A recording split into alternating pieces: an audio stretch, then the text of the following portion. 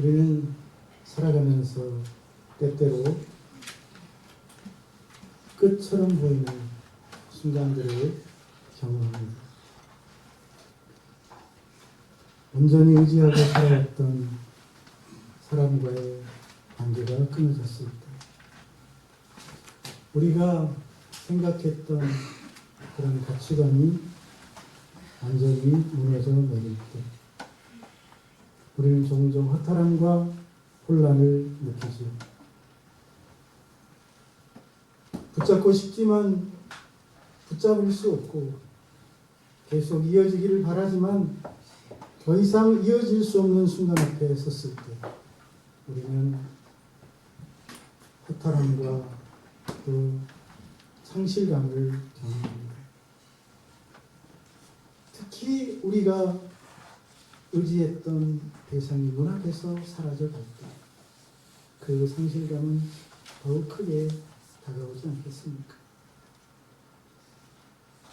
함께 있던 사람이 떠나가고, 익숙했던 환경이 바뀌고, 확실하다고 믿었던 그 진리가 흔들릴 때, 우리는 이제 어떻게 해야 하지라는 질문을 던지게 됩니다.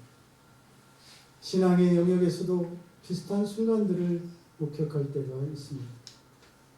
하나님이 가까이 계신 것 같던 때가 있는가 하면, 어떤 경우에는 하나님이 보이지 않고 느껴지지 않는 것과 같은 시간을 지나가기도 합니다. 그럴 때 우리는 마치 길을 잃은 사람처럼 혼란스러워하고 방황하기도 하죠. 오늘 본문 속에 나타나는 제자들도 바로 그런 순간을 맞이하고 있습니다. 부활하신 예수님과 함께 시간을 보내며 새로운 소망을 품고 희망을 품었던 그들이 이제 예수님과 이별하는 장면입니다. 예수님이 하늘로 올라가시는 장면을 눈앞에서 바라보게 됩니다. 그들은 이것이 끝이라고 느꼈을지도 모르겠습니다. 하지만 예수님의 승천은 끝이 아니라 새로운 시작입니다. 그리고 그 시작 속에는 분명한 약속과 제자들을 향한 삶의 방향에 대한 메시지가 들어있습니다. 저와 여러분이 오늘 이 말씀을 통해서 그 음성을 들을 수 있기를, 그 약속을 받을 수 있기를, 내 것으로 만들 수 있기를 축복합니다. 무엇보다도 예수님은 제자들을 떠나시면서 성령을 보내주시겠다고 약속하십니다. 제자들은 예수님께, 승천하시는 예수님께 이스라엘 나라를 회복하신 때니까 라고 묻고 있습니다. 어리석은 질문이 아닐 수 없습니다. 이 질문 속에는 그들의 기대와 한계가 동시에 들어있습니다. 그들은 여전히 눈에 보이는 나라의 회복, 현실적인 정치의 변화, 정치적 해방을 기다리고 있었죠. 예수님과 그렇게 오랫동안 함께 지내며 많은 것을 보고 경험하고 들었지만 아직도 그들의 시선은, 그들의 마음은 이 땅에 머물러 있고 이 세상을 향하고 있었습니다.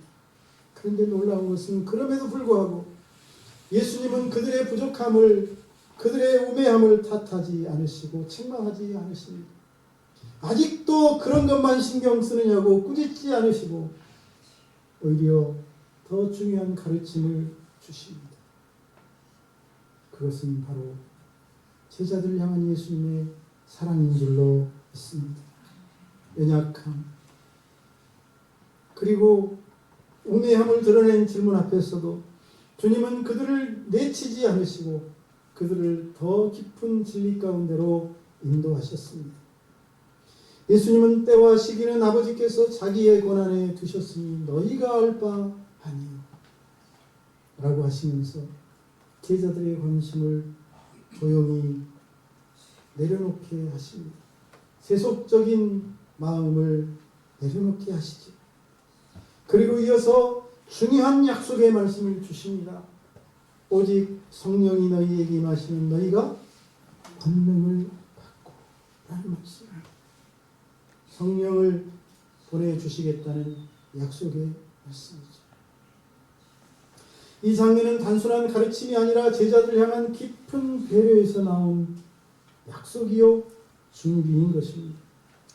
예수님은 곧 제자들로부터 떠나셔야 한다는 사실을 알고 계셨습니다. 제자들의 눈에 보이는 모습으로 더 이상 그들과 함께 할 수 없다는 사실을 아셨습니다. 그리고 그런 상황에 직면했을 때 제자들이 혼란과 두려움 속에 살아가지 않도록 하시기 위하여 그 두려움과 혼란을 극복할 수 있는 확실한 약속의 말씀을 주셨습니다. 그것이 바로 성령을 보내시겠다는 약속인 줄로 믿습니다. 성령을 보내주시겠다는 약속은 나는 떠나가니 이제부터는 너희들끼리 알아서 살아라는 말씀이 아닙니다. 오직 내가 다른 방식으로 더 가까이 너희와 함께 하겠다는 관심과 사랑과 배려의 말씀인 줄로 믿습니다. 성령님, 주님께서 약속하신 성령님은 단순한 위로나 감정적인 평안을 주시려는 분이 아닙니다. 능력을 주시는 분이십니다. 두려움 속에 숨어 떨던 제자들을 세상 앞에 당당하게 서게 하실 분이십니다. 예수님을 3번이나 부인했던 베드로를 성령님은 담대한 설교자로 바꾸셨습니다. 흩어져 있던 제자들을 성령님은 하나로 묶어서 교회를 이루게 하신 줄로 믿습니다. 뿐만 아니라 우리 성령님은 깨닫게 해주시는 분이십니다. 예수님과 함께 있으면서 예수님이 행하시는 사역을 보고 그분이 하시는 말씀을 들을 때에도 이해하지 못했던 제자들, 그분의 말씀들이 이제 성령이 임하신 후에는 분명하게 이해되기 시작합니다. 깨달아지기 시작합니다. 영안이 열리기 시작합니다. 단순한 지식이 아니라 삶으로 경험하게 되는 진리인 것입니다. 저와 여러분에게도 성령님의 그런 역사가 함께하기를 축복합니다. 뿐만 아니라 예수님께서 보내주실 성령님은 제자들을 떠나지 아니하시고 그들과 함께하실 분이십니다. 예수님이 제자들 곁에 계실 때에는 공간적 한계가 있었습니다. 그러나 성령님은 공간적 한계를 뛰어넘어 함께하십니다.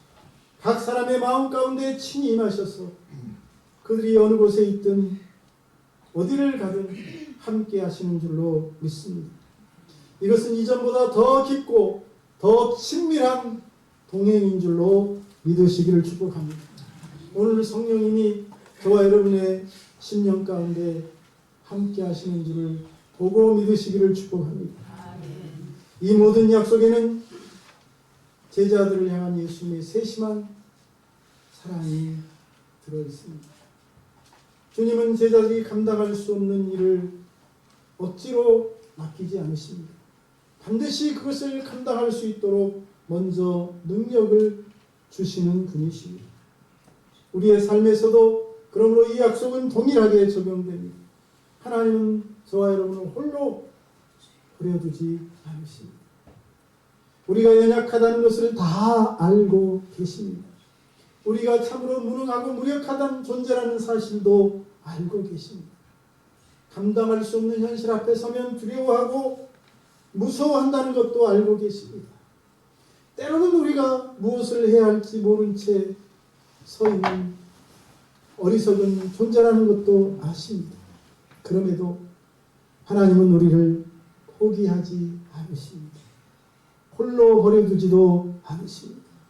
오히려 예수님께서 약속하신 성령님을 통해 우리와 함께 하시며 우리 안에서 역사하시며 필요한 힘과 지혜를 공급해 주십니다.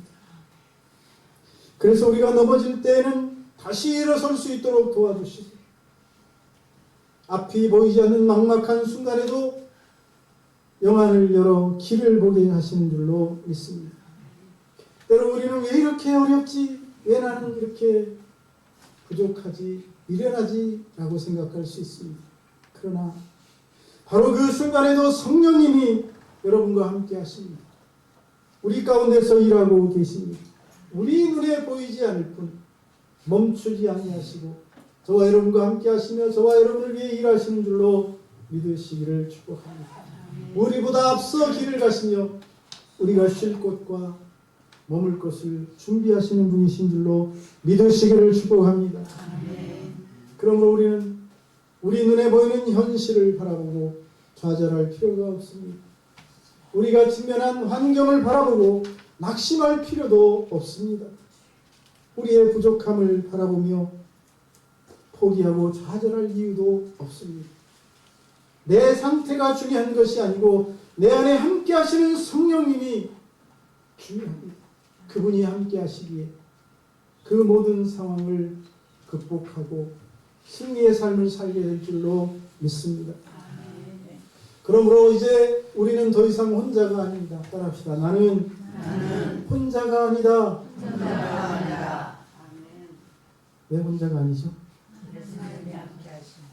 정말입니까? 믿으시기를 축복합니다. 예수님께서 약속하신 성령이 여러분과 함께 하십니다. 오늘 또 여러분을 붙들고 계십니다. 어떤 상황 속에서도 실망하지 마십시오. 이 성령님을 믿으십시오. 그분의 인도하심을 따라가십시오. 그분의 음성에 순종하십시오. 다음으로 예수님은 제자들을 떠나가시면서 제자들을 사랑하셔서 그들에게 중요한 말씀을 주시는데 그것은 다시 오시겠다는 말씀입니다. 예수님께서는 하늘로 올라가시자 제자들은 그 자리에 서서 자세히 하늘을 바라보고 있습니다. 그들의 시선은 점점 멀어져가는 예수님을 따라 올라가시고 사랑했던 주님, 믿고 의지했던 주님, 모든 희망과 소망을 걸었던 주님이 눈앞에서 사라져가고 있습니다. 그들의 마음에는 근심이, 당혹감이, 아쉬움이, 설명할 수 없는 공허함이 있었을 것입니다. 그렇지 않았을까요? 이 장면 속에 그러므로 제자들의 인간적인 모습이 그대로 드러나 있습니다. 그들은 아직도 주님과 함께 있고 싶었고 그래서 주님을 붙잡고 싶었습니다. 그래서 떠나가신 예수님을 바라보며 그 자리에 멈춰 설 수밖에 없었습니다. 그러자 흰 옷 입은 두 사람이 그들 곁에 서서 말합니다. 갈릴리 사람들아, 어찌하여 서서 하늘을 쳐다보나? 너희 가운데 하늘로 올라가신 이 예수는 하늘로 가심을 본 그대로 오시리라. 할렐루야. 할렐루야. 이 말씀은 상황을 설명하려는 말이 아닙니다. 주님과 이별하며 아쉬워하는 제자들의 마음을 향한 하나님의 사랑의 배려요 약속입니다. 예수님은 지금 그들 앞에서 구름을 타고 승천하시지만 반드시 다시 오실 분이라는 사실을 알려주고 있는 것입니다. 이 약속이 없다면 제자들은 상실감 속에서 살아야 했을 것입니다. 그래서 하나님은 그들을 그냥 두지 않으시고 하늘만 바라보며 서 있는 그들을 향해 다시 더 큰 소망의 말씀, 약속의 말씀을 주신 것이죠. 다시 오신다는 이 약속은 제자들의 시선을 과거가 아니라 미래로 향하게 했습니다. 떠나신 장면에 머물러 있는 것이 아니라 다시 오실 주님을 바라보며 기대하며 그날을 소망하며 살아가도록 삶의 방향을 바꿔준 말씀인 것입니다. 또한 이 약속은 단순히 위로 이상의 의미를 갖습니다. 그것은 반드시 이루어질 하나님의 계획이며 우리 신앙에 있어서 가장 중요한 기초 중 하나이기도 합니다. 예수님은 역사 속에 단 한 번 오셨던 분으로 끝나지 않으시고 지금도 살아계시며 하나님이 정한 때에 구름을 타고 다시 오실 분이십니다. 우리는 이제 그분의 다시 오심을 기다리며 소망하며 살아가는 존재인 줄로 믿습니다. 그래서 이 약속은 제자들의 삶과 태도를 변화시키는 근거가 됩니다. 다시 오실 주님이 계시니 그들은 절망 속에 머물러 있지 않습니다. 현실에 안주하지 않습니다. 지금 그들이 직면한 상황이 전부가 아니라는 사실을 알고 눈앞의 현실을 넘어 주님의 재림을 소망하며 주님을 맞이하기 위하여 최선을 다하는 삶을 살게 된 것이죠. 우리의 삶에서도 이 약속은 중요합니다. 우리는 때때로 하나님이 멀리 계신 것 같다는 느낌을 가질 때가 있습니다. 어떨 때 그렇습니까? 기도해도 즉시 응답이 이루어지지 않는 것 같고 상황은 여전히 변화되지 않고 하나님도 보이지 않는 것처럼 느껴지는 순간. 그러나 그런 우리에게 오늘 말씀은 분명히 말합니다. 예수님이 떠나신 것이 아니다. 다시 오실 분이다. 지금 보이지 않는다고 없는 것이 아니다. 우리와 함께 하신다. 정한 때에 하나님의 계획 속에서 주님을 만나게 될 것이다. 그래서 이 약속은 제자들 향한, 더 나아가서 우리를 향한 배려의 말씀인 줄로 믿습니다. 하나님은 그렇습니다. 우리가 이 땅에서의 삶에만 매여 살기를 원치 않으십니다. 하나님의 자녀된 우리가 이 땅이 아니라 더 큰 소망, 영원한 소망을 바라보며 살아가기를 원하시는 줄로 믿습니다. 그래서 우리는 하늘만 바라보며 멈춰 서 있는 사람이 되어서는 안 됩니다. 다시 오실 주님을 바라보며 그분이 세우실 나라를 기대하며 오늘 하루하루를 살아가는 사람이 되어야 할 줄로 믿습니다. 기다리는 단순한 정지가 아니라 소망 가운데 살아가는 적극적인 삶인 것입니다. 마음이 지치고 현실을 버겁게 느끼시는 분이 있습니까? 붙잡고 싶었던 것이 사라지고 기대했던 것이 무너진 경험을 하신 분이 있습니까? 그렇다면 오늘 이 약속을 붙드십시오. 예수님은 다시 오십니다. 예수님은 그런 여러분의 마음 가운데 다시 임하십니다. 그분의 약속은 결코 공허한 약속이 아니고 변하지 않는 확실한 약속입니다. 그러므로 낙심하지 않습니다. 흔들릴 수는 있지만 무너지지 않습니다. 우리의 끝은 이 땅이 아니라 다시 오실 주님과의 만남이 있기 때문입니다.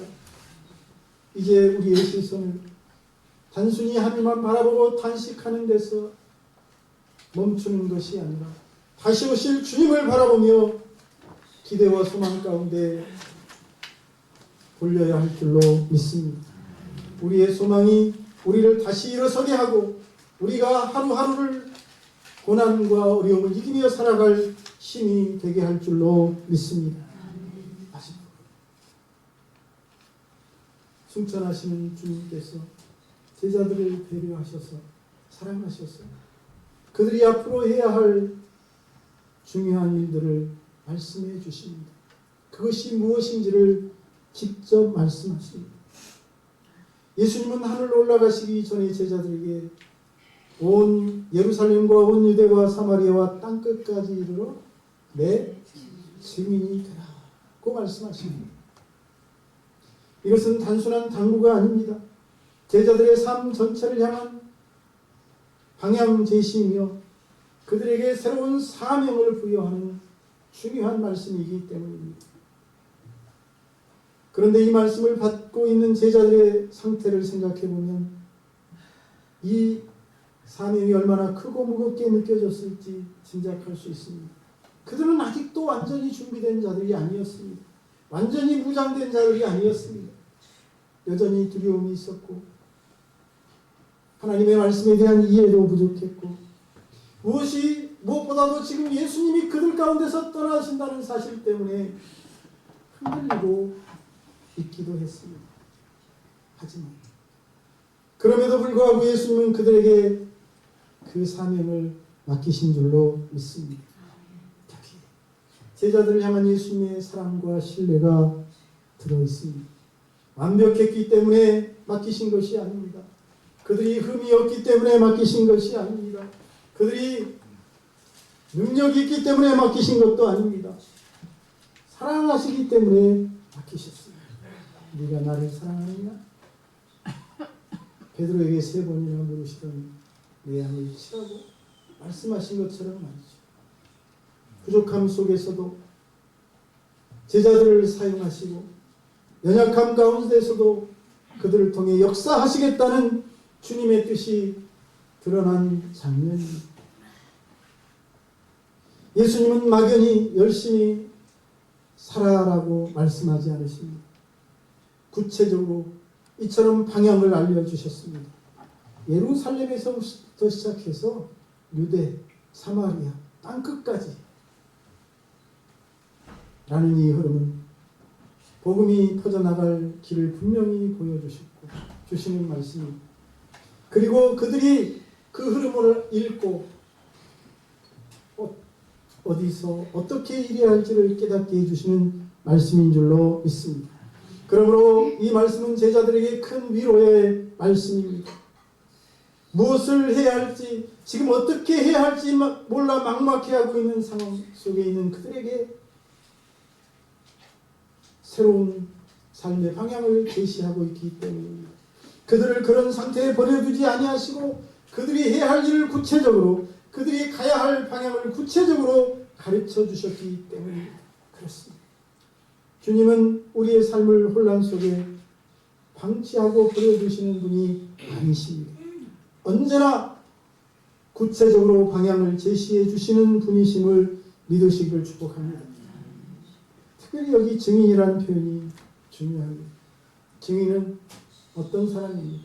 자기가 보고 듣고 경험한 것을 말하는 사람입니다. 어떤 특별한 능력을 가진 사람만이 아니라 그러므로 모든 사람이 증인이 될 수 있습니다. 예수님을 경험한 사람이면, 주님의 말씀을 들은 사람이면, 주님을 만난 사람이면 누구나 다 감당할 수 있는 역할입니다. 예수님은 제자들에게 대단한 업적을 이루라고 말씀하지 않으셨습니다. 그들이 감당하기 어려운, 한 번도 경험해보지 못한 일을 하라고 말씀하지 않으셨습니다. 자신이 보고 자신들이 듣고 자신들이 경험한 예수를 전하라고 하셨습니다. 이것이 제자들에게 맡긴 사명이었다는 사실입니다. 그러므로 이 사명도 주님의 사랑의 배려가 담겨 있습니다. 제자들에게 감당할 수 없는 짐을 지우신 것이 아니라 어떤 제자도 능히 감당할 수 있는 사명을 부여하신 것이기 때문입니다. 특별히 성령의 능력 안에서 충분히 감당할 수 있도록 하나님이 또한 함께 하실 줄로 믿습니다. 그러므로 이 사명은 불가능한 일이 아니고 특별한 사람만 감당할 수 있는 일도 아니라 누구나 감당할 수 있는 일인 줄로 믿습니다. 오늘 우리도 마찬가지입니다. 하나님은 우리를 단순히 보호하시기만 하시는 분이 아닙니다. 목적 있는 삶으로 부르시는 분이십니다. 우리가 왜 살아야 하는지, 우리가 무엇을 위해 살아야 하는지를 분명하게 알려주는 말씀입니다. 우리는 때때로 나는 특별한 것도 없는데, 나는 잘할 수 있는 것도 없는데, 나는 배운 것도 없는데 라고 생각할 수 있습니다. 그러나 주민의 삶은 특별한 사람의 몫이 아닙니다. 특별한 능력을 가진 사람의 몫도 아닙니다. 많이 배운 사람의 몫도 아닙니다. 예수님을 만난 사람, 주님의 은혜를 경험한 사람이라면 누구나 살아낼 수 있는 삶인 줄로 믿습니다. 중요한 것은 얼마나 잘하느냐가 아니라 얼마나 크게 위대하게 했느냐가 아니라 얼마나 성실하게 진실하게 했느냐입니다. 자신의 자리에서 자신의 모습 그대로 예수님을 드러내는 것이 증인의 삶입니다. 가정에서, 직장에서, 일상의 작은 삶의 삶에서, 그러므로 우리는 증인으로 살아갈 수 있습니다. 우리가 하는 말 한마디, 우리가 하는 어떤 결정과 선택, 우리의 표정과 태도를 통해 우리는 예수님을 나타낼 수 있고 예수의 증인이 될 수 있습니다. 저와 여러분이 올 한 해도 그런 예수의 증인으로 살아갈 수 있기를 축복합니다. 혹시 지금 무엇을 해야 할지 몰라 삶의 방향을 잃고 혼란을 겪고 있는 분이 계십니까? 그렇다면 오늘 이 말씀을 분명하게 붙들 수 있기를 축복합니다. 예수님은 이미 우리의 삶의 방향을 이처럼 알려주셨기 때문이죠. 그러므로 우리는 멈춰 서 있는 사람이 아니라 갈 곳을 알지 못해서 방황하는 사람이 아니라 보냄을 받은 사람이요 특별한 사명을 부여받은 사람입니다. 우리 같이 합시다. 나는 특별한 사명을 받았다. 믿으시기를 축복합니다. 그러므로 이제 머물러 있을 때가 아닙니다. 살아가야 할 때입니다. 이제는 입을 닫고 있을 때가 아닙니다. 증인으로 서야 할 때입니다. 그리고 기억하십시오. 그 길에는 언제나 성령께서 함께 하시며 도우실 것입니다. 예수님은 제자들을 사랑하셨기에 그들에게 새로운 사명을 감당할 수 있는 사명을 주신 것입니다. 그리고 그 사랑은 이제 오늘 우리를 향하고 있습니다. 그러므로 우리도 두려움이 아니라 믿음으로 망설임이 아니라 순종으로 그 길을 가야 하지 않겠습니까? 오늘 우리의 삶 속에서 주님이 맡긴 사명을 따라 믿음으로 살아갈 수 있기를 축복합니다. 여러분 이처럼 예수님이 제자들과 이별하는 자리, 예수님의 승천은 단순한 이별이 아니라 약속의 장면입니다. 예수님 우리를 완전히 떠나신 것이 아닙니다. 성령을 보내시겠다고 약속하셨고 지금도 우리와 함께 하십니다. 또한 반드시 다시 오시겠다고 약속하셨으며 그 약속은 우리의 삶을 붙들어 줍니다. 그리고 그 사이 우리가 무엇을 해야 할지도 분명하게 알려주셨습니다. 그러므로 우리도 더 이상 하늘만 바라보고 서 있을 수 없습니다. 왜 서서 하늘을 쳐다보고만 있느냐고 하는 말씀이 오늘 우리에게도 동일하게 들려옵니다. 이제는 걸어야 할 때입니다. 살아가야 할 때입니다. 증인으로서의 삶을 시작해야 할 때입니다. 성령의 능력을 믿으십시오. 성령의 함께하심을 믿으십시오. 다시 오실 주님을 바라보며 소망 가운데 살아가시기를 축복합니다. 오늘 주어진 자리에서 예수님을 명확하고 분명하게 드러내는 삶을 살아가시기를 축복합니다. 하늘로 올라가신 예수님은 지금도 살아계시고 반드시 다시 오실 것입니다. 기도하겠습니다. 살아계신 주님, 오늘 구름을 타고 하늘로 승천하시면서 제자들과 이별하시는 주님께서 제자들을 사랑하셔서 성령을 보내주시겠다고 약속하시고 그들에게 또한 새로운 사명을 주실 뿐만 아니라 그들과 함께 하셔서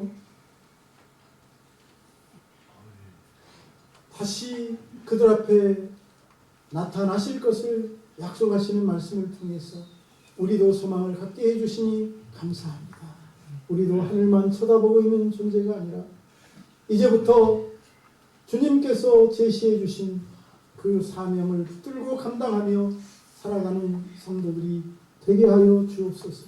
이 마지막 때에 믿음의 사람을 찾아보기 점점 어려워져 가고 있습니다. 이러한 때에 하나님의 살아계심을 명확하게 드러내는 우리 교회에 속한 성도들 다 되게 하여 주옵소서. 예수님의 이름으로 기도하옵나이다. 아멘.